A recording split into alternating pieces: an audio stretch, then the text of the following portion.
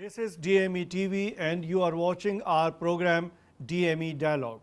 This is a program in which we invite distinguished people to talk about their journey, their work, and these people come from different walks of life, and the whole objective of the program is to tell the younger generations the work of these distinguished people so that they get some motivation and then they can take the legacy forward. And in this episode of DME Dialogue, we have a distinguished filmmaker, Briggitte Kornetzky. So, Briggitte, welcome to this episode of DME Dialogue. You have been making films in varied areas, and very recently, as you have already told us that you have been making films on elephant. But to begin with, we are eager to know from where this whole journey is started, and if you can tell something about your early life, your family, and how did you evolve to this situation. Thank you very much for having me here. It's a long journey to at least at the end come out with like 25 plus years of filmmaking. Where it started, I cannot exactly point out, but altogether the skills eventually merged into filmmaking. And I grew up in a very small town called Lichtenfels, that is in Germany, in Franconia, part of Bavaria, of two very beautiful, adorable parents who wanted me to become something completely different, probably. Eventually I succeeded because I had always a strong natural will, and that was with nature. And that kind of nature will, in terms of elephants, has never been broken. Yeah. And I think I have received it from my grandfather, with whom I mostly grew up. So he brought me to nature. We both went into the mushrooms. We got up at 4 in the morning, and at 4:30 we were in the forest. And the forests those days were just beautiful. I mean, it's almost 58 years back, something like that. So I visited the forests in later years, and I've seen, oh, they have changed. Roads going through, big patches have been cut down. There are no mushrooms anymore where I'm supposed to find them. That's one thing. So yeah, I grew up in this kind of environment and left home fairly early, with 16 plus. I was an early bird. And started then, after the Matura, I started studying. Started with juridical science, because every good house had to, do that kind of thing. After 2 years, I discovered, no, that's not my thing at all. So then I switched the faculty to university to study fine arts, and then art history, because that also wasn't quite it. After that came crosswise the parallel, the philosophy, and I degreed on that, and I came out of university basically after like, 97, 8 years, 10 years, 8 years. Yeah, but then what all you did as part of this fine arts course? Fine arts was painting, sculpting, drawing a lot. I could draw, I could sculpt. I got also grants from Berlin for sculpting, and I walked with being a freelanced artist for quite some years. Where this filmmaking thing comes from is, I think, probably from my father, because I had like parents who just got together during the war. And after the war, the whole country had to build up in a short period of time, what they did. And my parents were on the lucky side. They really did well, and my father loved filming. So I was always, as a kid, in front of his camera.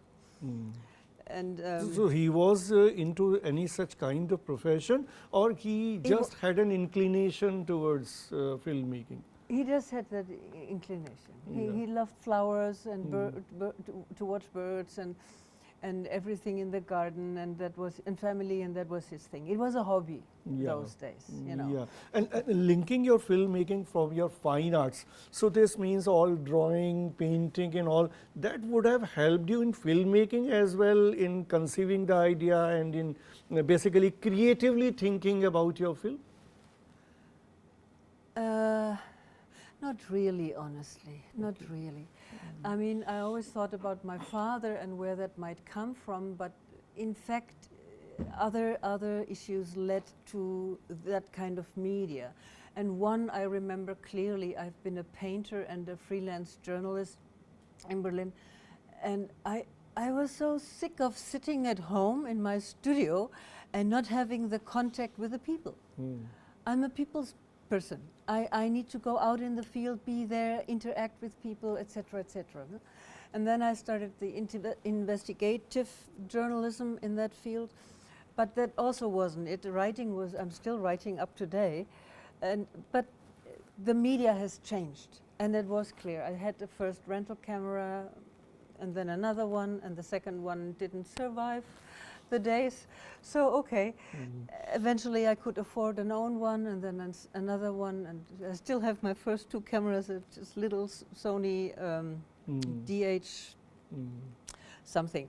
And so you operate your own camera, you have your own camera, Yeah, you shoot always. when you are shooting, you are shooting films yourself, or you are hiring a professional camera person? No, I always shot every film on my own, myself, and editing as well. So this production now in Assam, the one that you have not seen, but on the same topic, that one is for a TV production, and I have cameraman. My husband is one cameraman, and we have an Indian cameraman, an Indian sound guy. I'm very proud and honored by that, because it's much nicer shooting. So how long you were into journalism? Oh, I still am. Okay. You know, but it's just a 24 hours day of, you know, you can do only so much.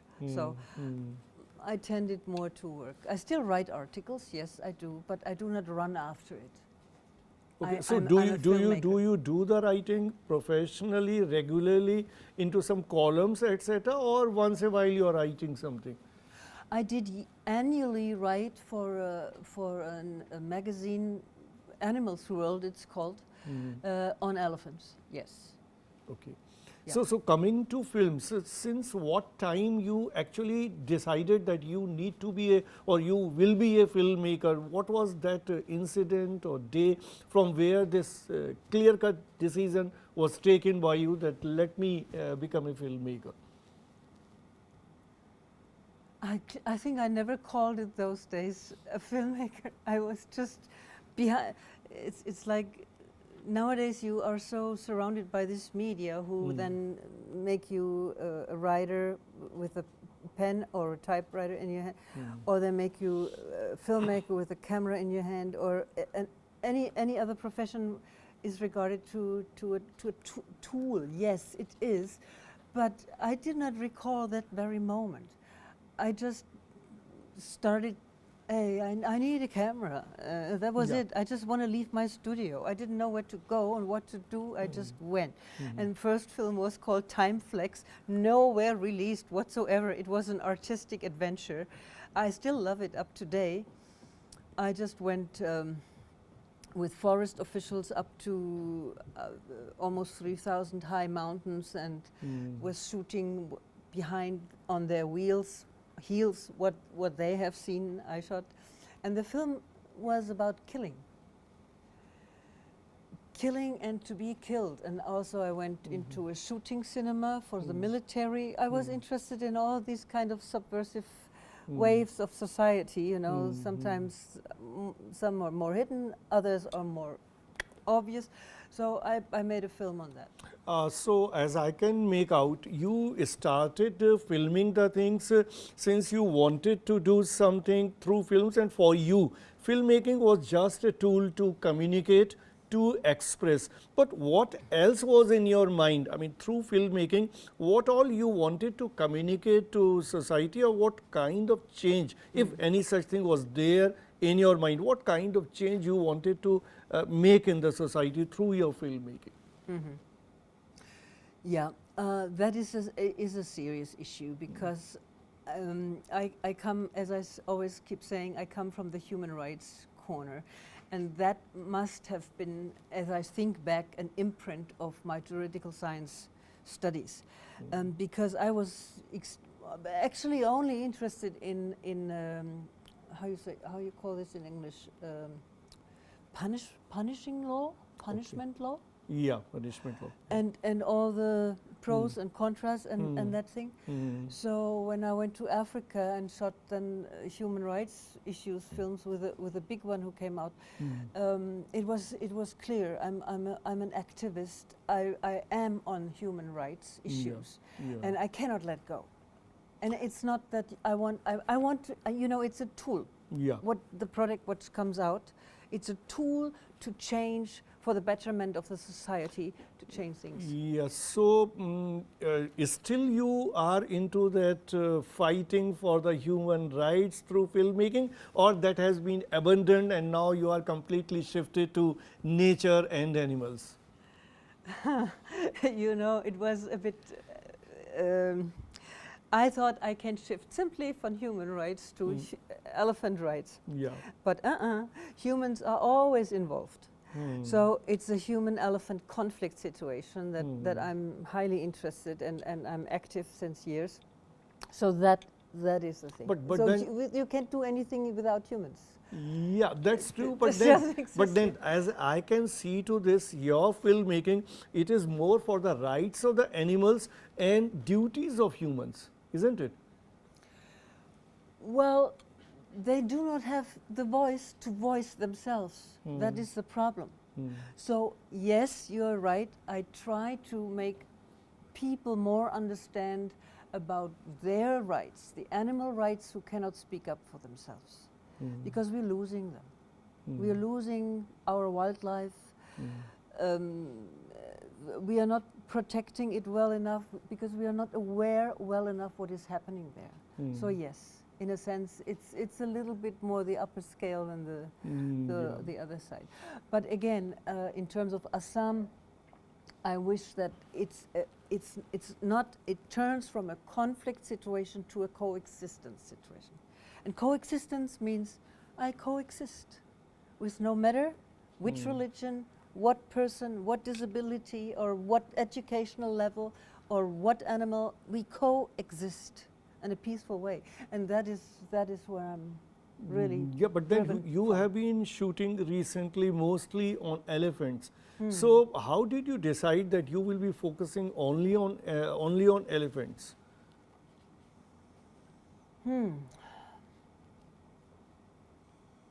That's a very difficult one. It just. I don't know what to say to it. You know, maybe I can describe it in a scene. I was driving with a very nice Punjabi guy who was my driver in Jaipur on the main road. And I saw a big gray coloss at the end of the road, shifting from left to right. And I was supposed to make a film actually in Botswana, which didn't happen because the one got a heart attack and I went to India. And from that very day on, when I saw this shifting gray spot at the horizon at the end of the road, I knew the title of my film, which was called Where the Elephant Sleeps. I knew the title was immediately there. I have not shot one single scene on elephants. I did not know what to enter, which field I'm entering, 2010. And from that day on, it did not let go anymore. It's such a spectrum of multifaceted issues. Only an elephant can bring this in, not even a tiger, but an elephant can, because it enters both worlds. It enters the captive world, in living with people, and it's also in the wild.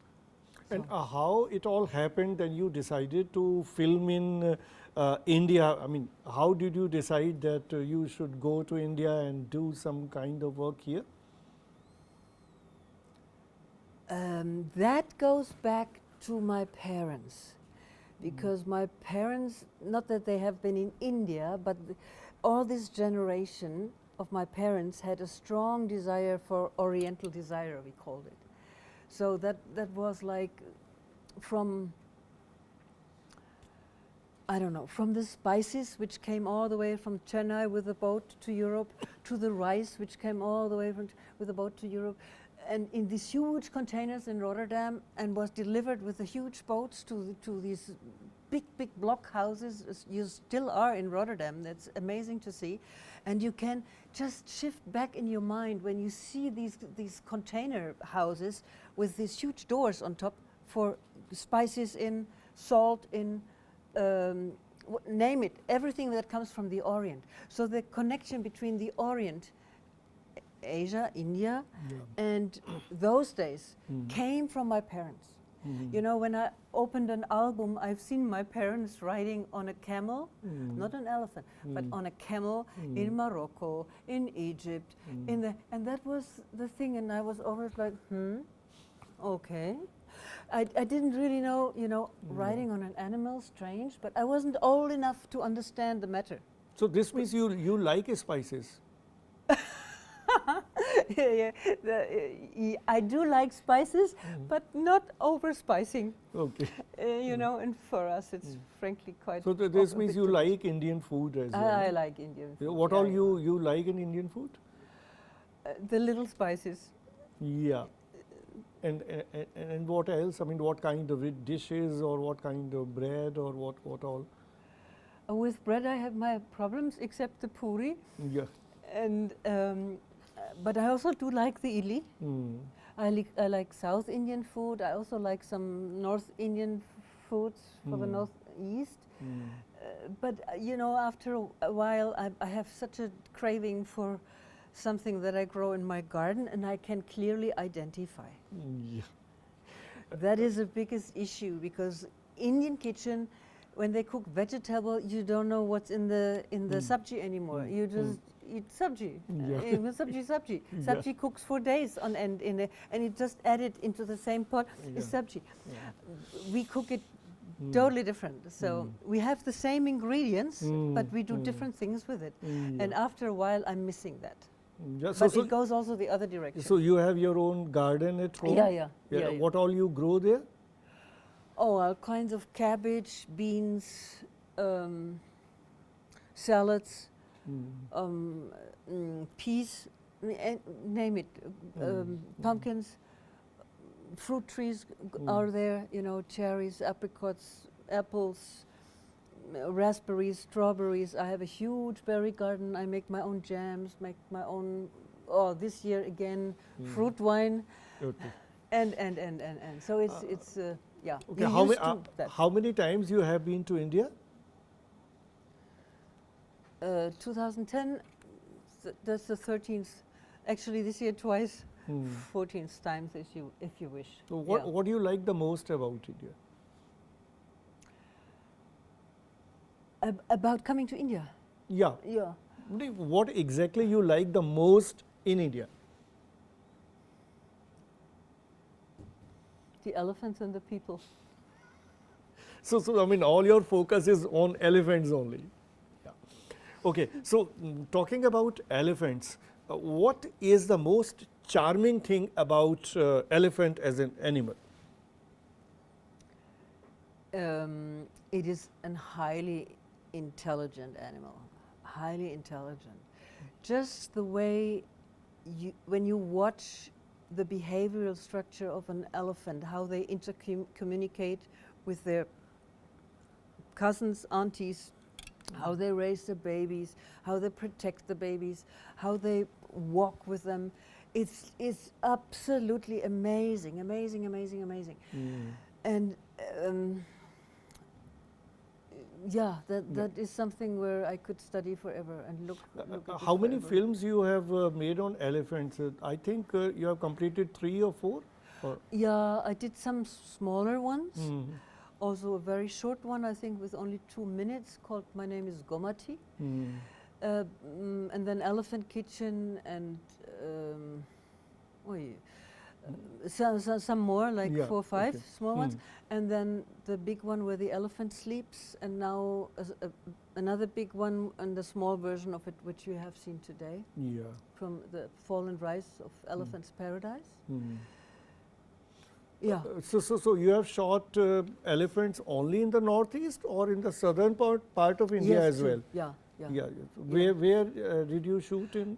One of my smaller films with some 30 minutes is called Elephant Kitchen, that was in Murumalai, Mm. Mm. in a camp where elephants which go to festivals come on holidays there. Mm. So you can see you all have you have shot your elephant, any of your elephant films in South Africa as well? that. No, not yet. So are Not you yet. planning to I've do shot that? there, but we did not edit. We did not. We was just collecting. Yeah.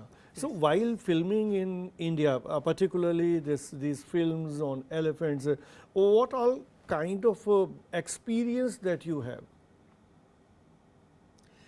See, I think it's the elephant is our national heritage animal on the one side, and it should be highly respected and worshipped and loved and taken care of.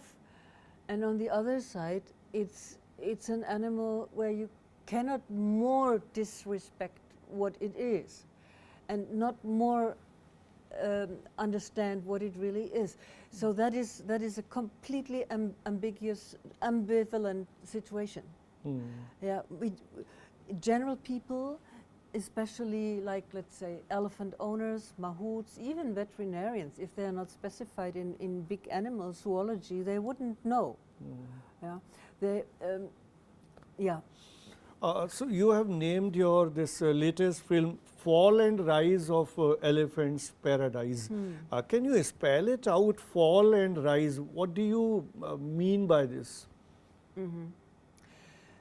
Yeah, the fall, I think, is the deforestation, the fragmentation, the degradation of the forests. We have seen in the film Google Maps. I think one was from 2016 and the other a few years later, and they overlap each other, and it's clearly that the forest land has, which was one before, has in a sudden 3 parts. So the elephants have to go from here to there and go to there.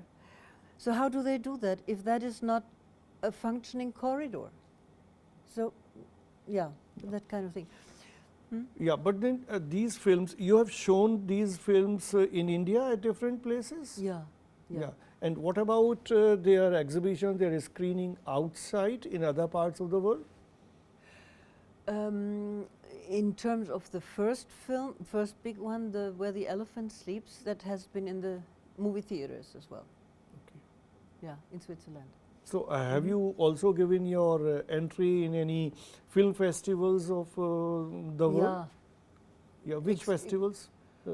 Oh my goodness, lots of. It's been in Rotterdam, it's been in Montreal, it's been in Hong Kong, it's been in Singapore, it's been in major film festivals, major. Okay. I think the situation has changed a lot. Don't think that the next one will go as well. It's all for the filmmakers. Once you have made your one big, don't think your second will go the same way. It's a struggle every single time, because everything changes so fast. Yeah. You know. How do you finance your films? Myself.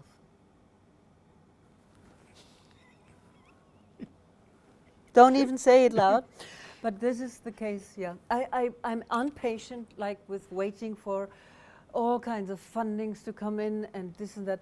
The only exception was for Where the Elephant Sleeps at the very end, the post-production thing, I have applied. And this year I looked at that post-production thing again and I was scratching my head and said, that has become 20 pages more in requirements of what they all want to know and what you all have to deliver. And it's just insane. You're really losing your mind. I mean, time is ticking. No, that's true, but don't you feel that not applying for funding or not accepting funding or not persuading such kind of ventures, you're limiting yourself, because if you have more funds, you will be in a better position to make better films? That is very likely. Yeah. So the next one after that one will definitely be. We'll come back to Assam, my husband and I, and we'll shoot another one on these elephants. So, in near future, we'll fund it, hopefully. Yeah, that's true. We hope so. You're that right. it happens. Yes, yeah.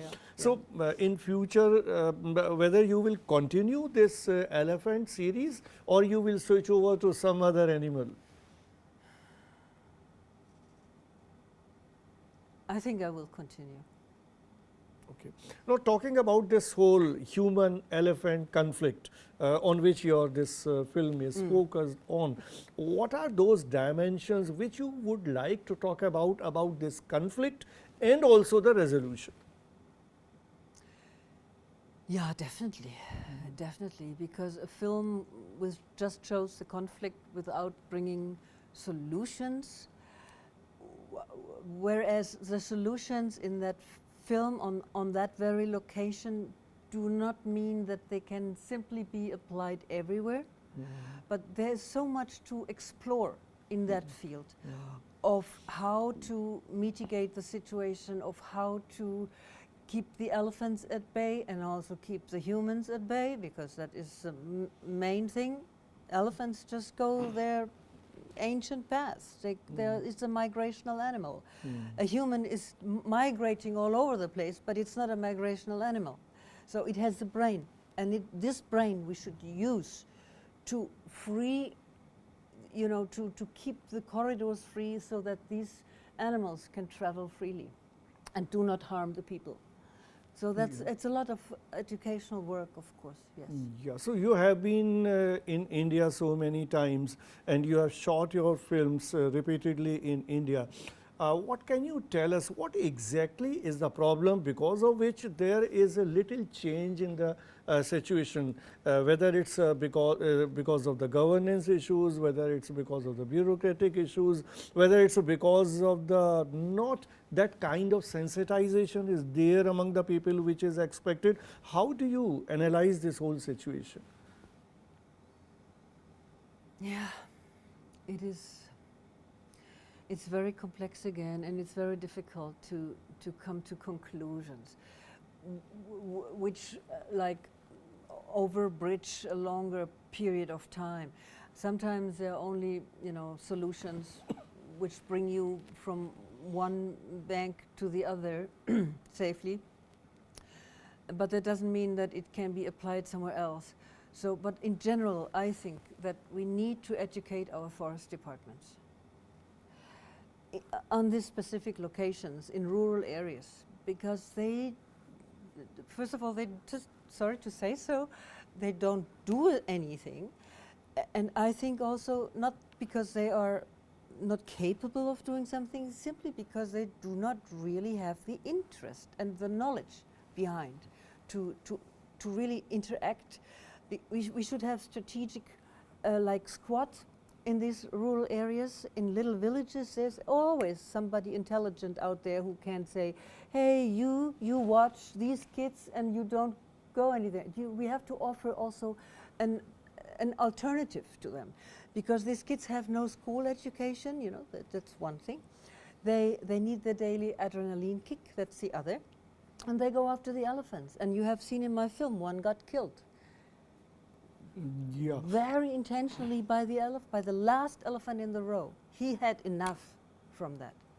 Rock pelting, blowing the horns, doing all this nonsense to them. Instead of letting them pass peacefully, nobody would be harmed. That is the educational issue that a film has to show and to address. We have to do something there. Yeah. If you compare this situation that you have experienced in India to your experience in any Western country, can you make a comparison as to what is the situation there in the developed world with regard to showing respect to animals?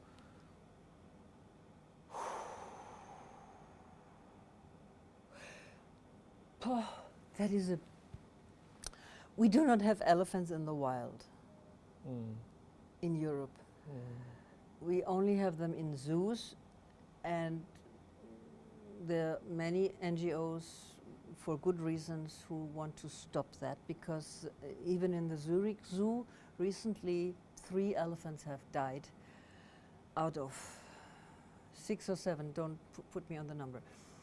3 is a big number. So they have this elephantine herpes, and they died from that. So it's clearly an animal which has no business to be in the zoo.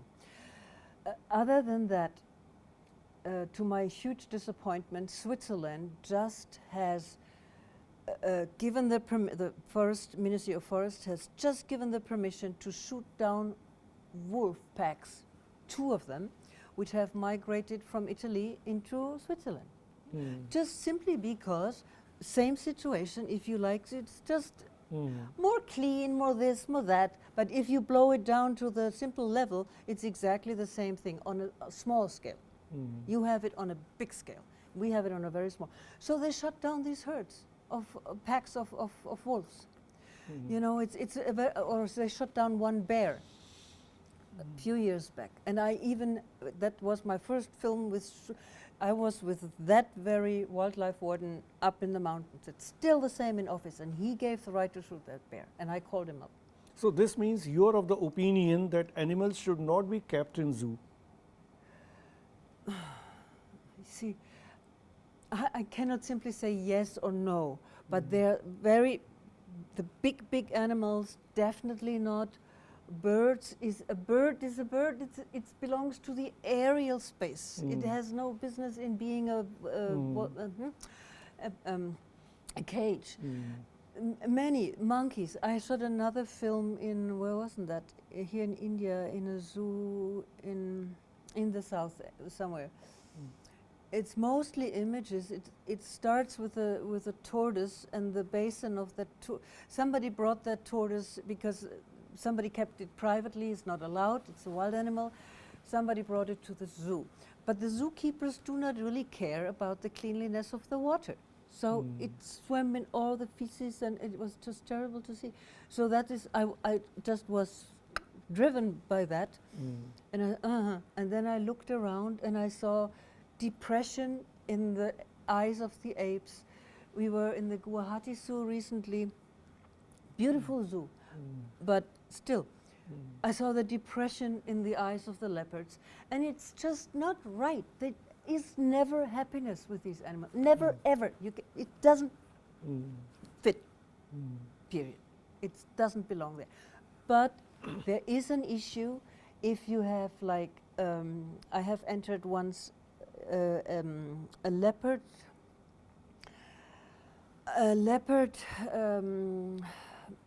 help me with the word. It's a leopard. It's not a zoo. It's just a leopard kind of sanctuary. Park, I mean, it's an open park or open forest kind of thing. Not even. No. These leopards have all committed a crime towards men. They have eaten and killed. And once a leopard or a lion, not a lion, a tiger has tasted human blood, it will always go for that again. So they have to capture this animal. This is, I consider, the only reason to not shoot the animal, but give him a space, a big space where it can, you know, not do this disastrous killing anymore. That yes. Yeah, but So, what do you got my think? I mean, point. in this whole conflict, because you have been focusing on this human elephant or any elephant could be replaced by any other animal, but because of this conflict, don't you feel that if we are paying too much attention towards keeping the animals or the elephants safe and caring them too much, the whole process of development gets affected, because in today's world, development needs also to be be taken care of. Yeah, So yes, how that yes. balance can be created? Yes, absolutely, absolutely. See, there are many, many issues like that, and I'm very glad that you mentioned that, because humans then feel, oh, all these elephants are taken care of, but not about us. There must be compensation for the farmers who have damaged crops. There must be compensation for the farmers, and compensation, I'm talking like in 6 to 8 days once the farmer has given notification to the forest department. So there has to be set up a functional system that takes care of farming issues. Definitely. Yeah, I would entirely agree to that. So the kind of situation which is there, you feel that there has to be better policies, better laws, and execution on those policies and laws. Yeah, execution is a big thing. If we can put that in parentheses and say education. Okay. I would like to exchange that into education. Yeah. Because there we really can educate people. They're willing to listen. They're willing to hear. And we need to offer something. We cannot just say, hey, you do everything wrong here. That doesn't work. We need to offer something. You know? So this means you feel, I mean, given your experience in India, that such kind of subjects should be incorporated in the syllabus at the school level, at the college level, so that there is more education and more awareness? Absolutely. Absolutely. I mean, you're doing the DME here, you're doing a very great job with having that fantastic studios, wonderful students, and all this technical equipment that makes it possible to go out in the field and come back to the studio, to go out in the field and come back to the studio. That is a kind of exchange thing. You know, it's difficult to have these people growing up in rural areas and staying there forever. They don't. They can be the squads and location, yes, and they need to be offered something. But the ones who really bring the message to the world and to the other people who have no access to these areas, but they are the policymakers. For that, it's very, very important. Yes. So what kind of message you would like to give to our students in DME Media School? Guys, keep doing what you're doing. It's just beautiful. I'm very grateful to be here, and it's highly, highly important. Thank you, Briggitte, to be with us in this program in today's episode of DME Dialogue. This was DME TV, and you are watching our program DME Dialogue.